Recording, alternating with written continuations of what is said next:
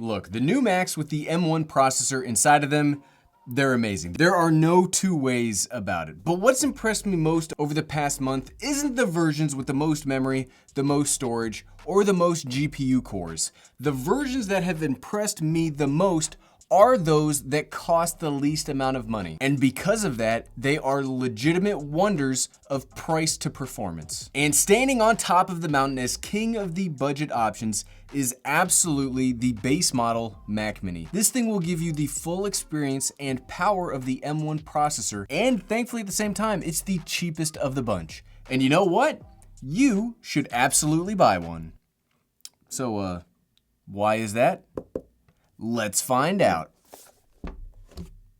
Man, that is some protection. What's up, everyone? I'm the Everyday Dad, and if I can figure it out, you can figure it out. The Mac Mini is amazing. There you go. Video has been summed up. Video's over. You should go buy one because it's amazing. Thanks for watching. Man, that would be so much easier to edit. Okay, let's lay out some actual reasons that don't rely on just one word that I've used too often when talking about these new computers. So welcome back to the You Should Buy series, where I talk about my absolute favorite parts of any given piece of technology and why, if you are looking for an upgrade or your very first one of that kind, you should buy one. Quick disclaimers out of the way. No, I don't expect you to buy everything I talk about in this series. The You Should Buy series is more about the good and exciting parts of consumer technology, instead of focusing on the negative aspects that seem to be so popular. This is where positivity and fun with technology reigns. On to the video. I've thoroughly enjoyed this computer over the past month in a shocking way. I'd never once in my life considered buying a Mac Mini. Never once. But I did get very excited when Apple let me borrow one of these, and that led me to buying my own version because this is the real deal. And that brings me to the very first reason why you should buy one, and it's really, of all the reasons we're going to talk about, this is the biggest reason: the price. If it wasn't the price, I wouldn't have titled this video the cheapest version of this. It would just be, you should buy the Mac Mini. But no, the cheapest version, the price is so good. You can get the base model M1 Mac Mini for $699. That's absolutely crazy. For $700 out the door, you get the entirety of what Apple offers. It's not some kind of a crippled computer in any real way. I mean, sure, you can always go out and buy more memory or storage if you prefer it, but straight out of the box, for the lowest number of dollars, power here is not the problem. At the base model, you get 8 gigabytes of unified memory and 256 gigabytes of storage. Plus, you get the M1 processor with the 8-core CPU and the 8-core GPU. If this cost was more in line with the MacBooks and was $1,000 or higher, that memory storage combination would be kind of a detriment, and a detriment that would grow larger the bigger the dollar number gets. But at $699, that's still to date, like right now, today, it's the lowest cost and best way to get into that mythical Apple ecosystem that all of us YouTubers talk about. Keep this in mind for everything else in the video. Much like the MacBook Air video from last week, remember, there won't be a test, you don't have to worry about it, but this low price of entry gives you all of the power and capabilities that we're going to talk about. It's not like other brands that will protect higher level things. They gave you everything right here. Leading into the next reason to buy, this is the best equipped Mac to seamlessly fit into an existing working from home situation. You get a legitimate amount of I/O built straight into the Mini itself. So instead of buying this and then needing to buy a dongle or a dock like you would on a MacBook, this works the second you buy it. You've got that HDMI, you've got 2 USB-C with Thunderbolt 3, 2 USB-A, an Ethernet port, and a headphone jack. When I write these scripts for the Mac Mini, I love saying that. If you think that I'm lingering on this too much, you have to understand that I'm normally a laptop person. And being a laptop person in Apple land means I only ever get a couple of Thunderbolt ports and a headphone jack, if I'm lucky. I feel like those aren't even guaranteed anymore. I haven't had a bounty of I/O like this since my 2015 MacBook Pro or my Windows PC. And for my personal Mac Mini right now, it's working great with my speaker setup, ultra-wide monitor, and my Bluetooth keyboard and mouse. I didn't have to buy anything else. Well, except those speakers, monitor, and Bluetooth keyboard and mouse. But if you already have that set up, like if you already have a computer set up in your house, you don't have to buy them again. It all just works. Ding! Next up for the reasons to buy the Mac Mini, the power. This should not come as a shock. We led off the video with the power of the M1 Max, and I've made many videos on the M1 powered Macs. They have all the power you could ever want. All of the power that you could ever want for a home computer is in these computers. Sure, if you do want to primarily game or you want to do certain coding tasks, I would probably recommend something from the Windows aisle. But if you don't do those things and just need a regular computer to be a regular computer, this will be the fastest thing you've ever seen. This will be the fastest thing you've ever seen to date. It's wild if you haven't seen it. Programs load almost instantly. The 8-core CPU inside of the M1 has 4 high-powered cores and 4 high-efficiency cores, with those high-efficiency cores kind of being where the real magic is, because they let the computer turn on a flash. Things will load almost instantaneously. The computer wakes up almost before you've decided you actually want to wake it up. It might be reading my mind as I stare at it from across the home office. Hopefully it's not listening to us while we're recording the video. It's in the office right over there. Oh, well, be quiet so it doesn't turn on. Seriously though, for day-to-day tasks, this is absolutely the best all-around option. Even if you do want to do certain power tasks, this also competes very well against computers costing many times more. Prefacing that by saying those programs have to be optimized to work with the M1 architecture to really get the biggest benefit. But if they have, it's incredible. As a video editor, my Mac Mini is my favorite video editing machine of all time and easily meets or beats my almost 3 times as expensive MacBook Pro 16. I do know that not everybody's a video editor, except all of us YouTubers, am I right?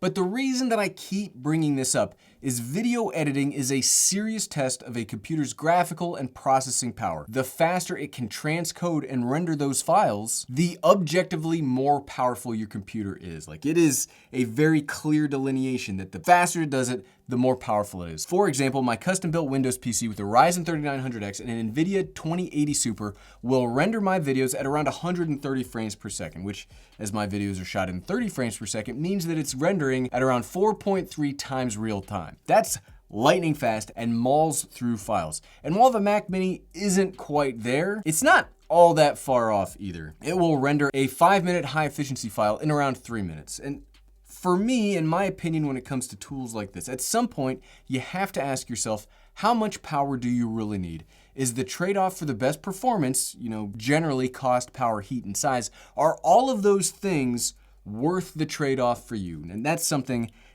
Gary here, the everyday dad, cannot answer that for you. You'll have to determine that on your own. But for me, I'm willing to sacrifice some performance to get gains in those areas. And if you're gonna do stuff that's not necessarily optimized for M1, I've been doing photo editing on the Intel-based Photoshop through Rosetta 2.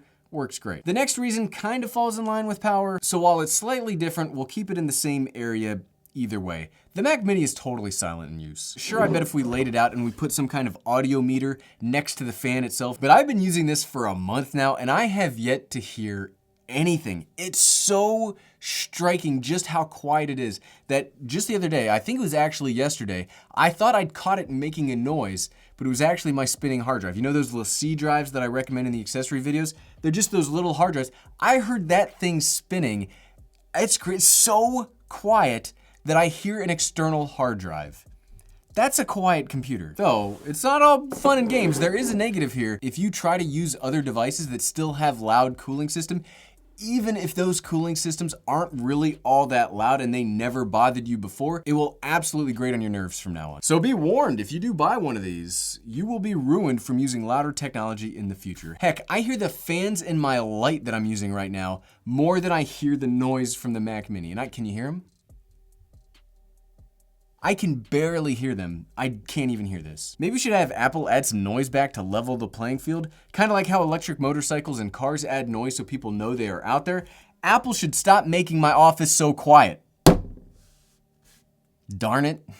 And why it's so quiet is another reason to buy the Mac Mini. The thermal performance is some of the best you will ever see. Which is weird because normally when I talk about thermal performance, I bring that up for laptops because laptops with their smaller chassis can absolutely run into issues with heat and sometimes they have to throttle their power due to that heat. I mention it here because the Mac Mini is pretty small in and of itself, and if you were gonna have a desktop computer that was going to overheat, this would be the one. We'll only quickly cover this because if the MacBook Air hasn't given me any heating problems, that thing is even smaller and it doesn't even have a fan. How could this, with a fan, give me those kind of problems? Spoilers, it doesn't. Like I said, it makes almost no noise because it generates almost no heat. I haven't even bothered really running any thermal tests here because the body of the Mac Mini never even gets warm. Like, this thing is perfectly cooled. It basically physically stays the same temperature at all times. So if you were using your Intel-based Mac as part of your office's heating strategy, sorry. I guess you could use the money you saved buying the base model though to get a second blanket or something. You always gotta look at the positive sides. The next reason you should buy the M1 Mac Mini, specifically again, the base model, is the stability. I mentioned this in the you should buy the MacBook Air video, but I'm continuously impressed with how stable Big Sur is on the M1 chips. I haven't upgraded my MacBook Pro 16 to Big Sur yet, so I don't have an Intel computer to compare it to, unfortunately, but this has been remarkably stable. And I haven't had a single crash or issue across any of the 3 computers I've been using thus far. And for me, that's darn impressive, considering I used to have almost daily problems with macOS Catalina. Heck, Catalina is the reason that I have that Ryzen 3900X 2080 supercomputer build in the first place. With Catalina, I was moving more and more away from Apple as my work computer devices before they did this transition, but after buying these remarkable computers, I've been moving everything back, and it's just been so good. The Mac Mini might be the most stable computer that I've ever owned. Yes, there have been talk of Bluetooth connectivity issues. However, much like I've already mentioned, I personally haven't had an issue, and this is a positivity video. So if you do want to hear, I get it, if you do want to hear more about those issues, I will direct you to my 1 month later video. This is positivity. We're happy, darn it. Look, legit, I haven't had a problem with software, M1 optimized or legacy. I haven't had an issue with hardware. My Magic Keyboard and Logitech MX Master 3 work perfectly. I haven't had an issue with Rosetta 2, nor have I had a problem with anything really. I haven't had a single issue. The big worry that I think we all had with how will Apple get its ARM architecture to properly function when others have tried and failed in the past, it really hasn't materialized for me. And it's been long enough now that I'm pretty confident that it's not going to happen. And last but certainly not least, I would like to end this video where we started and talk about the price again. So 2 positives, the price is a positive in first time, but this time I want to talk about the price in comparison to other computers on the market. If you were looking to spend $700 on a computer in the Apple world, there isn't anything. There isn't anything to get. I'm sorry, you have nothing to spend your money on unless maybe if you wanted to buy a used Intel-based older version of the Mac Mini, MacBook Pro 13, maybe MacBook Air, or even one of those MacBook 12s that they used to have. And there's nothing necessarily wrong with those computers. They were all great at the time they came out. And if you could score a 2020 or 2019 MacBook Pro 13 for that price, you would be totally set up with a great computer. But I don't know that I would want to spend any money like that right now. The main reason for that, especially for the MacBooks, is there isn't much traveling going on right now. I've been teleworking since March, and it looks like it's gonna be happening for 2021. And if you wanna buy a laptop and set it up for a home computer, you will need to spend even more money on one of those devices, which will lose you out on any cost savings you might have had. The Mac Mini is such a fantastic all-in-one package, it really makes it hard to recommend older used gear when this exists at the price that it does. If you want a Windows computer though, that's a whole other topic. And it's hard to compare the 2 systems 1 for 1 on power, but the Windows computer will be louder, bigger, and run hotter than this Mac Mini at any configuration. There's a reason we're making this video, and I'm saying that you should buy the cheapest one of these because frankly, it's fantastic. That's really it. That's really it. You should buy the cheapest Mac Mini because at the end of the day, it's very well priced, it's very well optimized, it has the power, it has the ports, everything that you could want in a Mac OS computer at a great price, and because of that price, it basically means there is no risk. If you've ever wanted to try out the Apple ecosystem, here you don't need to spend $4,000 on a MacBook Pro 16 if you needed power, only to find out that you didn't like Macs all that much, or that you needed to buy a dock for that MacBook. This thing, it's so good. And if you like this video and you do want to see the power on hand with this cheapest version, I've got a video of me video editing some really tough files on this sucker, and let me tell you, there's a reason that one of these is now my main video editing computer, and you can find that video by clicking right here. Click, click, click, click, click, click, click. Thanks for watching.